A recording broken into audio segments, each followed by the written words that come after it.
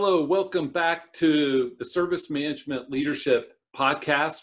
I'm Jeffrey Tefertiller, honored to have David Ratcliffe, Pink Elephant, founder, CEO. Great to have you, David. Well, Jeffrey, thanks. Let's get off to the right start. I'm a co-founder. My business partner is the CEO. I'm the president, but just in case she listens to this, I want to make sure I'm not taking credit for all her good hard work. Sorry, you're the one that I always put up there as the founder. So co-founder, president, not CEO. Sorry to gaff it in the first 5 seconds. So No. Here, I listened to your interview on Kat McDermott's podcast, KatrinaMcDermott.com. Great stories. And one of the things that struck me about that interview was how your dad comes to Vegas to hear you speak. And part of it is how do I tell people what service management is? How do I explain this? And I've had that same thing. I'm like, well, it's IT. And they're like, can you fix my computer? I'm like, no, not that kind of IT. And so you were great on Kat's podcast. And one of the questions she asked you was, how did Pink Elephant get its name? There's a lot of theories. There's a lot of rumors. There's a lot of everything. What's the real story? Well, the true story is that we don't get any credit for that. The people in the company now, me and my business partner, Fatima Cabral, we bought the company from the original founders. They were Dutch, a Dutch company called Pink Elephant. If ever you go to Amsterdam, you'll see a lot of pubs called Rozen Olifant, which is, I guess, Dutch for pink elephant. And it's a bit like the old Disney cartoon, with the pink elephants that get a bit intoxicated. And we say, you see pink elephants when you drink. So we think they just named the company after their favorite pub. That's what we think. But when you talk to the guys who were the founders, they give you a different story every time. I think they have a lot of fun with it. So we don't officially know what the answer is. But my sign off when I get asked this question is always the same. With a name like Pink Elephant, you better be really good at whatever you do. Yes. And I've been through Pink Elephant training, and my kids, when they were younger, enjoyed having the little foam elephants, the pink ones. Yeah, we got some of those around here. Yeah. And so, whenever I mentioned to them I was going to have you on the podcast, and they always bring up those little elephants. All right. So how many years ago was that when you bought the company?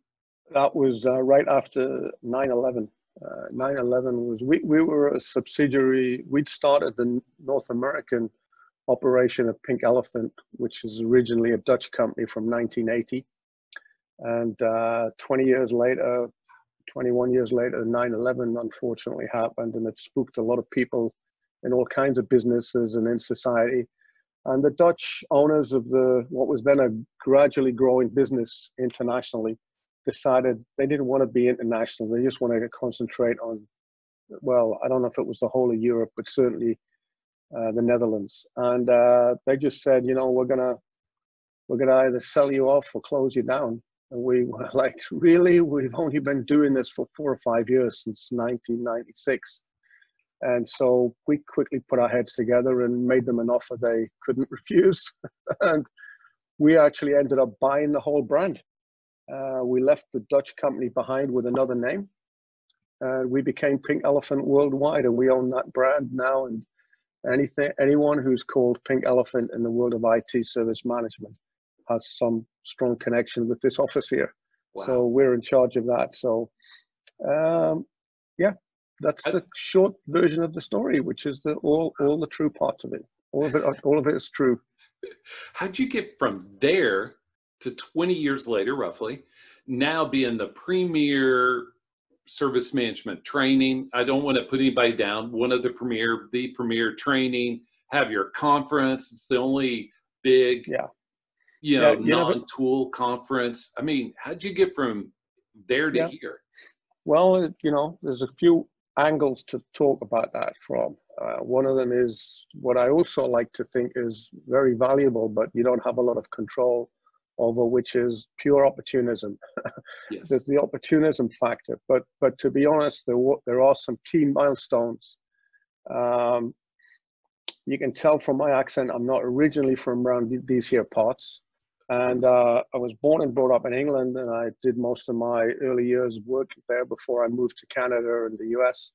And one of the projects I worked on after working in IT as a regular practitioner, when I first went into consulting, one of the very first projects that crossed my desk was something called the Government IT Infrastructure Management Method, which was a series of books that UK government wanted to write about standards and guidance for IT.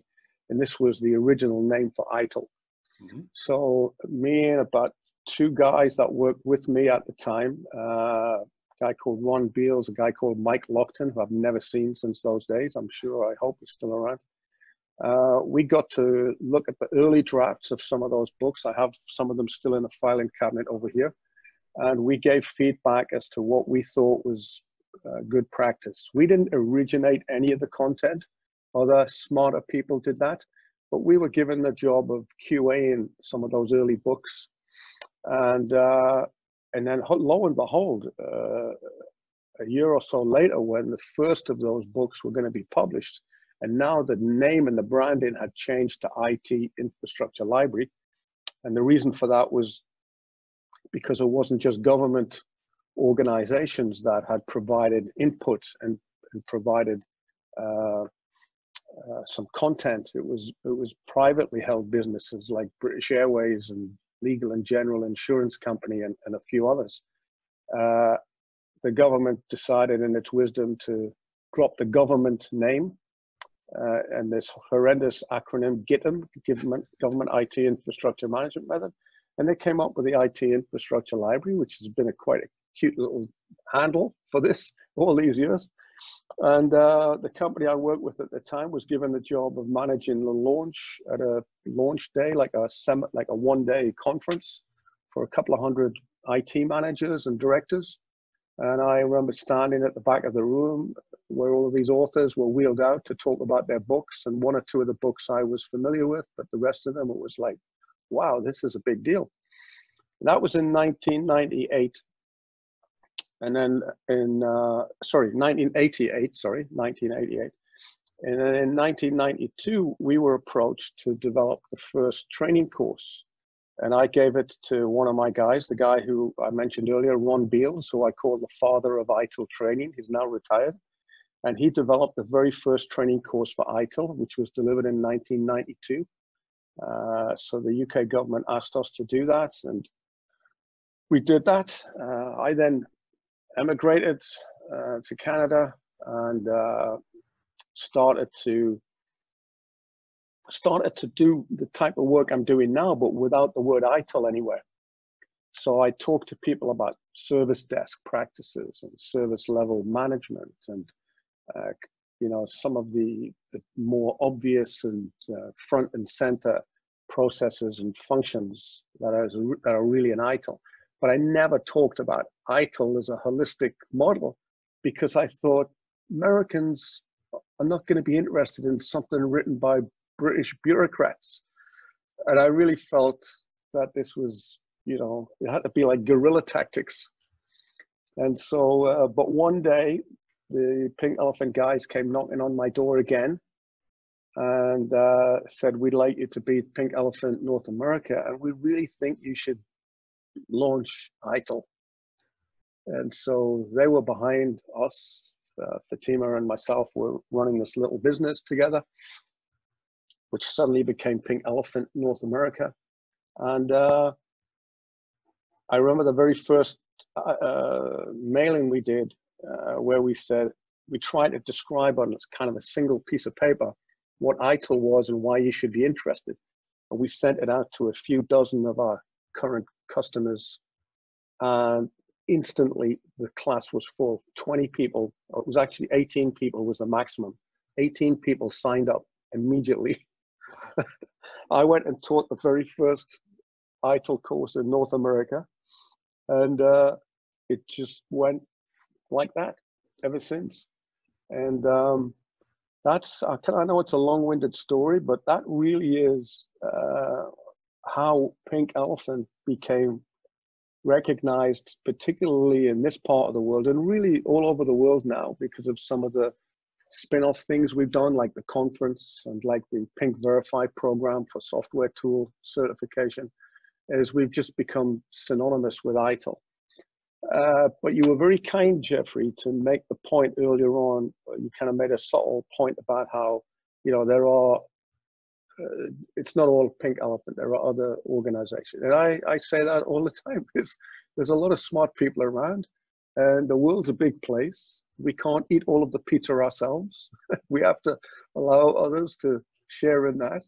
And, you know, we take great pride in the fact that a lot of people who were around in those early, say, 15 to 20 years or so, learned their stuff from us. And, you know, I can list off a bunch of people who are heading up other services companies, and they were in those early classes that we did. Since then, I mean, more recently, you've got some younger folks now who maybe didn't really need Pink Elephant to get going. They learned it from some of these other folks, and that's fine. There's a lot of good people around there doing some great work, spreading the word and helping others to get on board. And yeah, we feel very proud about what we've done. But we're not the only ones, but yeah, we might be recognized as the premier organization, and that's really cool. I know. And so my first ITIL class, so I've been doing service management since '94. Tell you how long ago it's been. Right. But, you know, it was many years before I got into ITIL, but you just try to move towards better practice, and then you get to the best practice.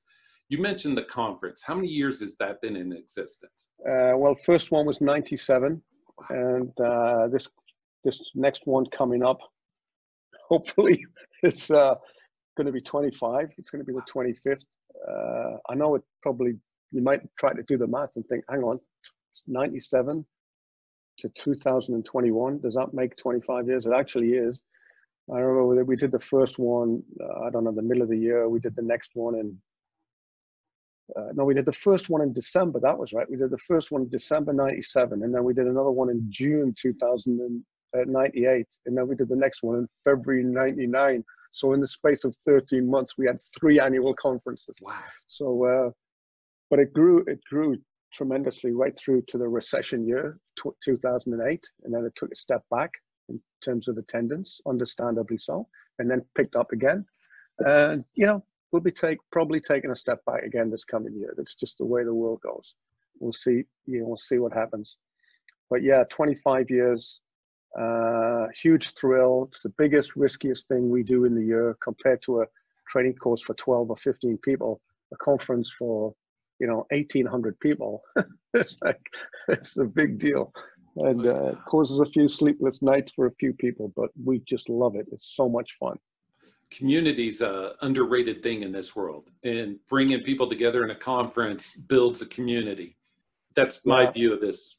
You know, Jeffrey, what's interesting is a few years ago, we decided we would broadcast live the keynote speakers from the conference. So every morning for 3 mornings, and in the afternoons when we have keynote speakers, we'd broadcast it live, and we'd send a note out to the 120,000 contacts we have on our database worldwide and say, click here and you can watch the conference for free, at least the keynote parts of the conference for free.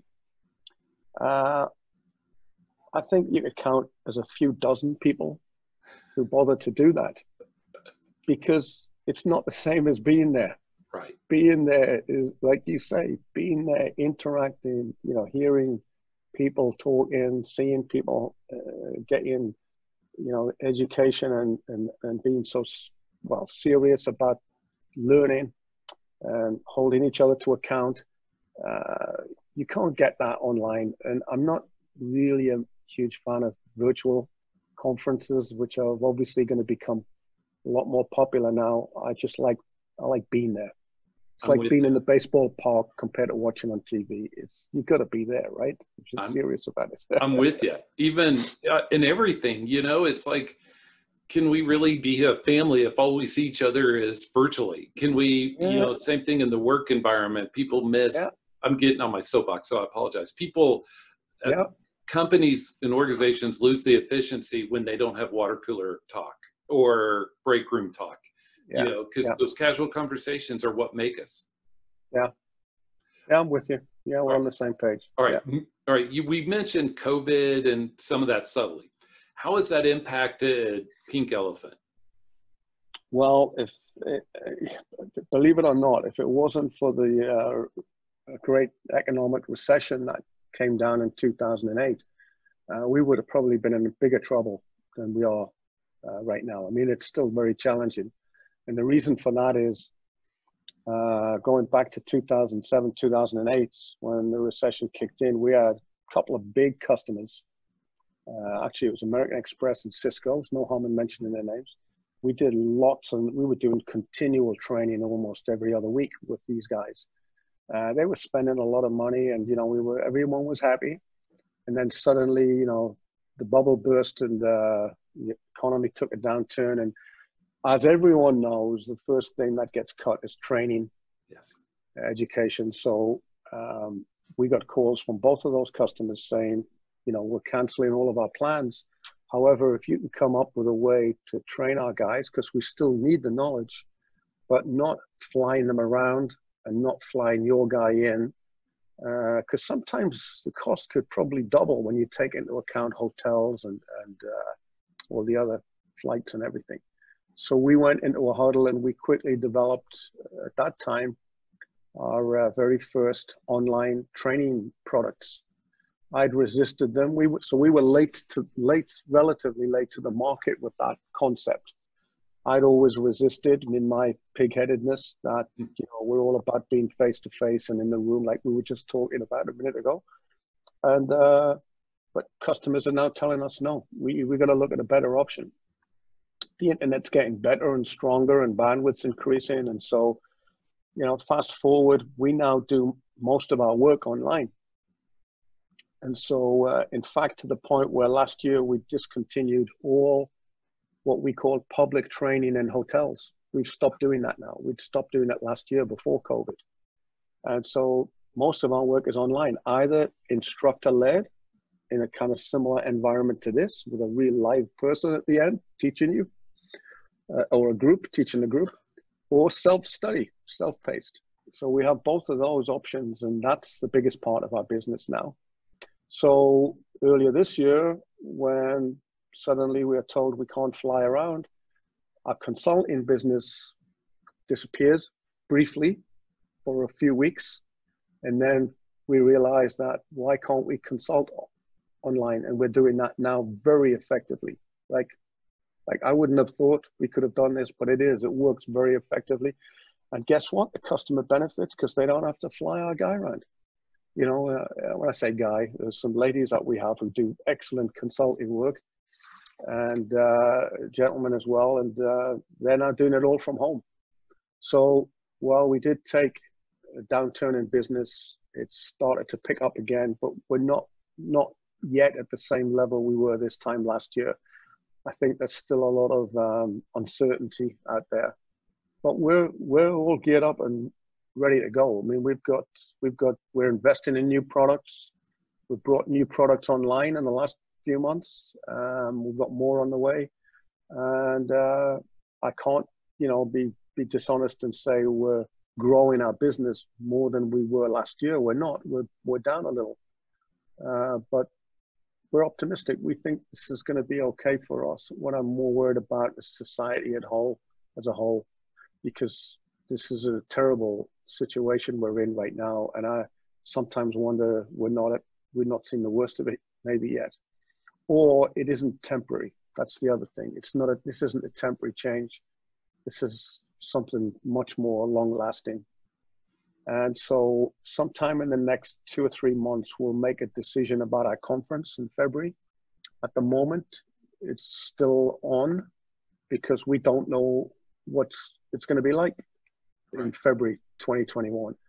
But there's going to come a point in time where we say, look, do we continue investing and planning and for this and trying to twist people's arms, you know, to come along, or do we just say, let's give it a break for a year? And we'll decide that at some point in the next couple of months, sometime probably in September, early October. And whatever we do will probably be the same as what everyone else is doing. So it's not going to be a unique situation just for us. Yes, and the part that gets me on all that is you mentioned society as a whole and the economy. Even if this whole way we look at things has shifted a little bit, and it'll be interesting to see if those are long lasting. So I have a few questions as we close, and you've heard a lot of speakers at Pink Conference over the years, a lot, and you mentioned 24 conferences. Who's been the best speaker and why? And if there's a book you've read in the service management space that you think is especially good, what is it and what about it? Okay. Well, I think you've probably figured out already. I talk quite fast. So I'm going to talk even faster now because there's so many good speakers I want to give some kudos to. But I guess the first time first of all, we had a good buddy of mine, Malcolm Fry, spoke for us in our first conference, I think our second conference. He's been a great friend of ours, but he's a nerdy guy like me. He talks about IT. So Malcolm's probably our first kind of marquee speaker that we had. But when it came to finding people who are outside of IT, which is what we've now become kind of well known for at Pink, is finding these people who've got nothing to do with IT, but having inspirational leadership stories to tell. Probably the first one that we were super impressed by was Jim Lovell, commander of Apollo 13.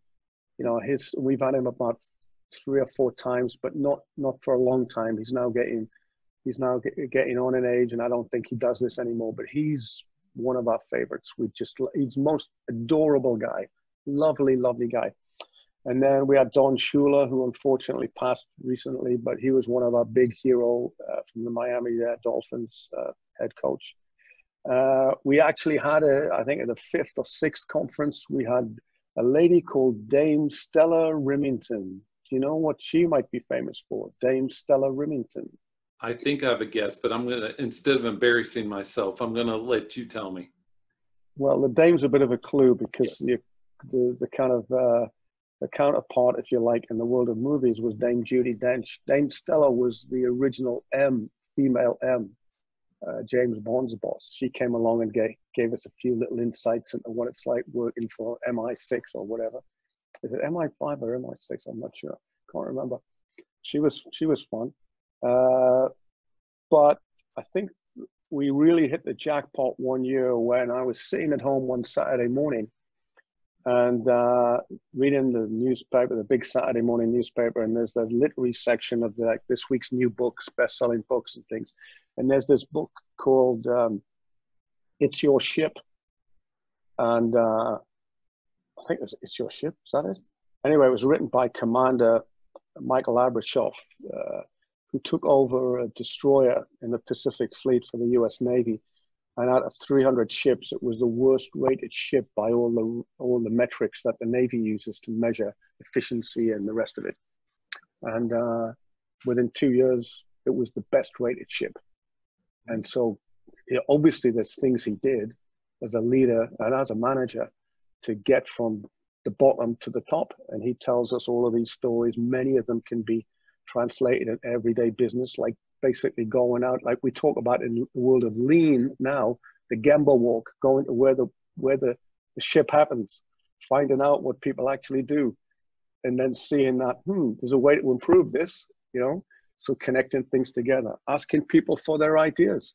He had this fabulous story he tells where he in his first few weeks, he committed to interviewing or having a one-on-one meeting with every member of the ship's crew, which is like 300. So there's like 300 and something people. They're almost all under the age of 21.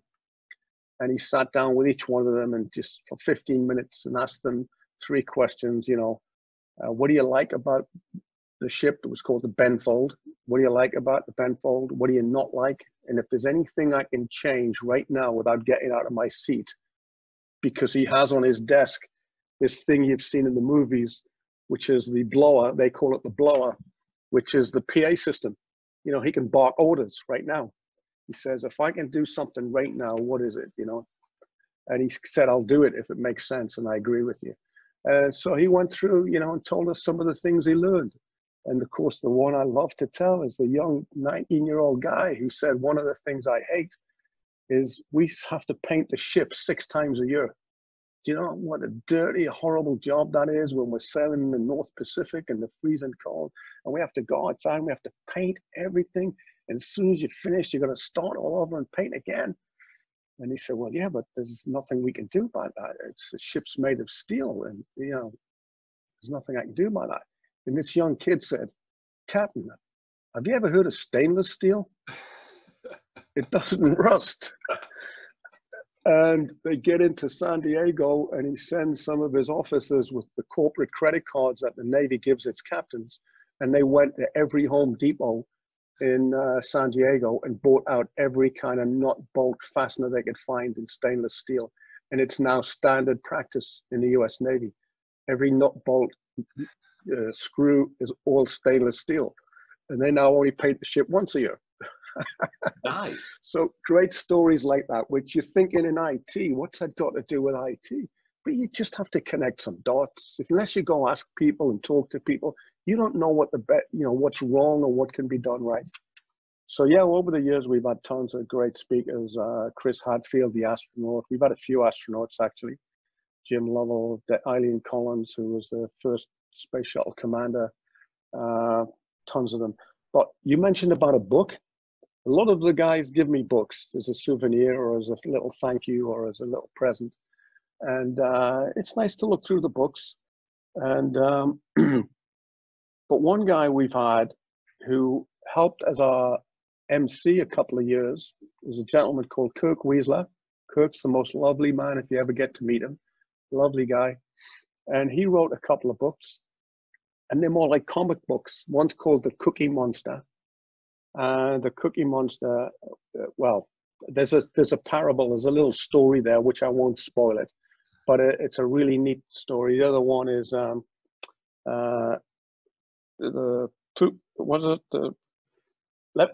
can go get the book from the bookshelf, but it's all about who's the person who's going to scoop up the dog poop. Are you the one who walks around it, or are you going to scoop it up? You know, and Kirk, I haven't read through Kirk's books for a few years, but I remember when he gave me the first one, and I thought, what a fabulous idea, you know, about cookies, the one about cookies, and the one about dogs, and about people's behavior and how we treat each other. And, you know, there's so many layers of this as to how do we treat each other? How do we do the right thing? How are we honest about things? You know, you got awkward moments, but what's the right thing to do? And I think Kirk's kind of a smart guy there. He's one of the guys a lot of our customers like to hear talk about everyday life and things, which we all wish we could do a little bit better. And sometimes we just need a little bit of encouragement, a little bit of courage, you know, surrogate courage from Kirk to say, yeah, go ahead, give it a go. It'll be okay. And so, you know, I like Kirk. Haven't seen him for a couple of years. Tons of speakers, Jeffrey, tons of them. And it's one of the most thrilling things. We once had Martin Short about 4 years ago, the movie actor. Mm-hmm. And I sat on his lap when he was Jiminy Glick, doing his Jiminy Glick routine. And he interviewed me on stage. That was fun. Yeah, I could go on and on, but I think I've taken up too much of your time already. You know, those are great stories. And I think of the two things that you mentioned that resonate with me. One is people want to do the right thing. They just need encouragement and they need it to be rewarded. And the second is we overcomplicate things. You mentioned those 2 books. A lot of times we want to get down the weeds where people live their lives in the weeds. They just want, how does my little piece fit into the bigger puzzle? And can somebody explain it to me at a basic level so I can help, you know, because most of the leaders, they really don't understand service management very well. And so how do we help them, right? Well, there's a couple of things that can help you to think that way. One is the golden rule, which is put yourself in the other guy's position. How would you like to be talked to? How would you like to be treated? How would you like to receive service without being unreasonable and ridiculous about it, just being fair? Right. And that can guide you in how you treat people. And the other thing is, I like to think long term. Always think about what the long-term implications of something are. I'll give you a very, very quick story. In our earlier days, we had a young man who started in a sales role, and he was all excited when he made his first sale. He came in to see me, stepped into my office and said, I got my first registration on the such and such training course. And I went, oh, well done. I won't say his name, but yeah, so, well done. And he said, I said, so how did you manage to do it? What is it? Did you learn anything? Is there anything? He said, yeah. He said, I told the guy that the course was almost full and we only had one seat left. And if he didn't, because he was hesitating, and if he didn't take it now, you know, you'd lose out. And I said, really? I said, is the course full? And he said, no, it's not full. So I said, hold on a second. I said, what's going to happen when he shows up in 3 weeks' time? And there's only 7 people in the class, not 14. And this young man looked at me as if to say, well, did you want me to do my job or not? And I said, you know, someone's going to have to answer for this. It's probably going to be the trainer who gets this puzzling question of, I thought this course was going to be full. How come it's only half full? And he's kind of like nodding and thinking, yeah, okay. And I said, you know, you got to think, you got to be honest. If the guy wasn't going to come now, he's going to come next time, as long as you keep giving him the right information and treat him respectfully. And he said, yeah, okay. And he turned to walk to go out of my office. And I said, hold on. And he turned around and I said, what are you going to do now? And then this look of panic on his face, he said, you mean you want me to call him back? I said, look, you don't have to tell the guy that you've just been reamed out by your boss. I said, but just say you've made a mistake. Oh, you've made a mistake. You know, I don't like the idea of, you know, being dishonest and lying, but I got to give the kid an opportunity to save some face, but end up doing the right thing. So I said, just call him back and say you made a mistake. And, you know, do you want me to take the registration back, you know, cancel it, give you a bit more time to think about it, move you on to the next course? And he came back 20 minutes later, all beaming. The gentleman just needed an extra bit of a push, and he's now committed to coming on the course. It was fine, right? But he learned a valuable lesson. I hope that, you know, you got to think longer term. It's not just, you know, how am I benefiting myself and my company today? It's what does it mean for the longer term, and treating people the way you want to be treated. You don't want to be lied to, right? I don't. And the other piece is, this is just my view of current circumstances during COVID, is that many companies are losing loyal customers and many are gaining loyal customers by how they're behaving during this time, because some are too short-sighted. You know what I mean? They're making short-sighted decisions. So 2 more questions for you. When a few years from now, we look back and we see ITIL 4, what would you think are the big changes in IT organizations from the implementation of ITIL 4? Well, it's all about value in communications and collaboration right now. That's the next stage in the optimization of the ITIL practices, and the you know, the increase in maturity, if you like, if you want to use our industry words, maturity improvement. But if you go back to ITIL 3, it was promised at ITIL 3 that this would be the last version of ITIL. It was promised that would be the last version, because from now on, it's just going to be continual improvement, continuously improving.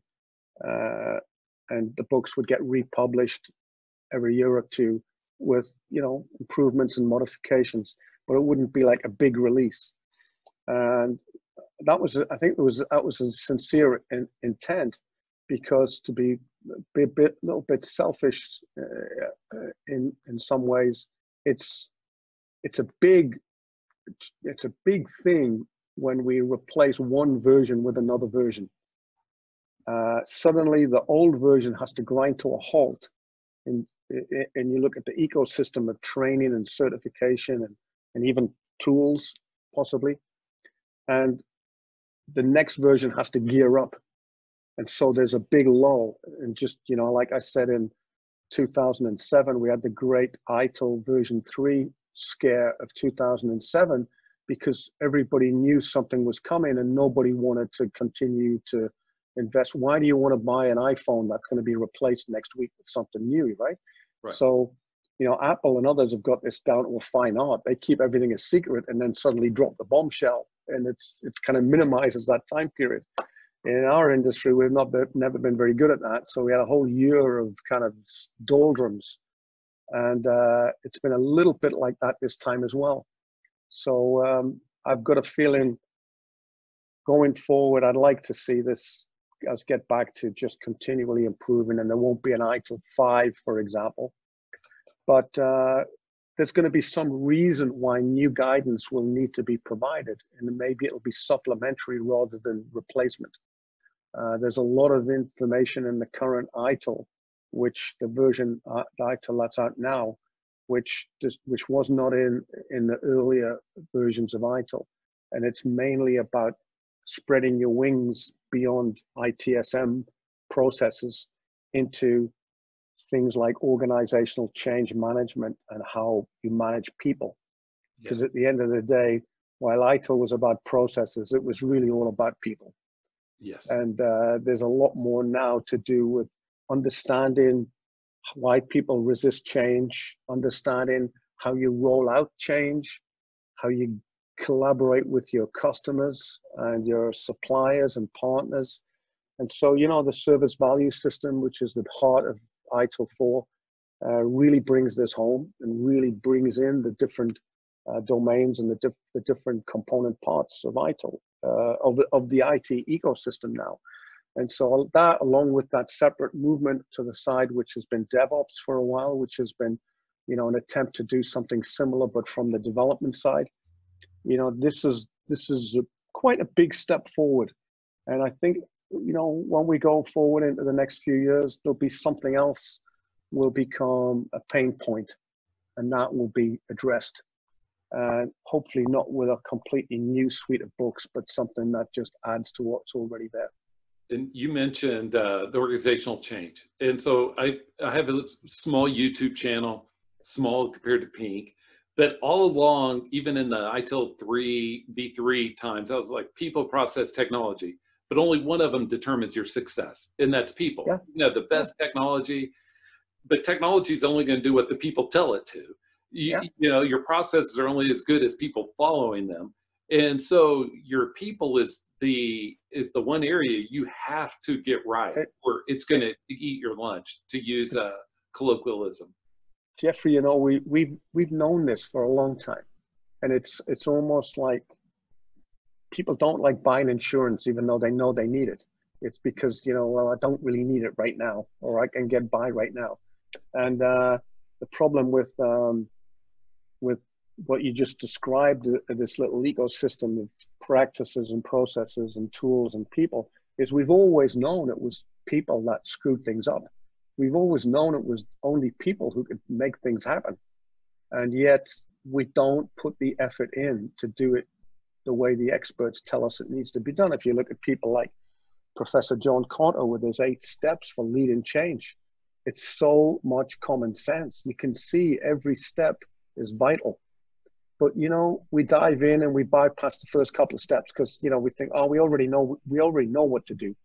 Right. You know, and it's like, turns out it's not the most urgent thing you should be doing right now. And establishing a sense of urgency is the very first thing Cotto says. Stumble in that step, and it doesn't matter how well you do the others, you'll get distracted and the whole thing will grind to a halt and you'll not achieve anything. And so we've known about this stuff for years and we're still not doing it right. It's kind of like a little disease we have in our mind, which says, I know better. Yes. You know, the experts tell me to do this, but I know better, and I can fast track and I can take shortcuts. And then we end up still talking about the same things over and over. A fool with a tool is still a fool. Mm-hmm. That's what we say. Lindsay Parker, a guy at HP, said that many, many years ago, and gets recounted now and again. Fool with a tool is still a fool. It doesn't matter how good your tools are. And, you know, processes are only as good as they were the day they were written, because tomorrow there's going to be some other policy you need to vary, and you need your processes to continually evolve. So somebody has to own each process and has to be aware that things need to change. And we suffer from it here at Pink. You know, we have our processes for how we do our business, but something new comes along and you forget to go in and update the process, and then you catch a cold. Sorry about that pun. That's not a very nice one these days, but you know what I'm saying. You know Don't what I'm saying. It's assumptions and complacency. Yeah. You know, these two sinister aspects of humanity that we have, and because we think we know better. Our pride gets in our way. So last question, and you answered this, but I'm giving you another swing, just in case you want to push further. You don't think there'll be an ITIL 5? Hey, people ask me all the time, what are you going to be doing in 5 years? What's your vision for the long-term future of Pink Elephant? I've already learned, you can tell how old I am, get a rough idea, is going beyond the next year or so. Even now, we have no idea what the end of this year is going to be like. So I would like to think there'll be no ITIL 5. We will live the dream of continual improvement. But I don't know. Maybe. Who knows? Who knows? It's not my decision. It's not my decision, and I'm glad about that. I hear you. It still depends on the people aspect, right? Yeah. So you've been a great guest. I thank you for your time. Thank you for your work at Pink Elephant. There are many of us that have benefited from your investment many years ago. And so any parting comments? Well, that was lovely for you to say that, Jeffrey. Thanks so much. I'd like to be a little bit humble and say it's a ton of people over the years that have worked at Pink, and you know, it is about people. It is about people, and my job's to protect the brand. Me and my partner, we protect the brand as best we can. We try to stay, or we stay as independent as we can, so we can give you good, honest advice and guidance. But you know what? The world's a huge place, and there's lots of other smart people out there as well. So just make sure you surround yourself with the right smart people. And when you get given strong advice is my way of saying, definitely you should do this.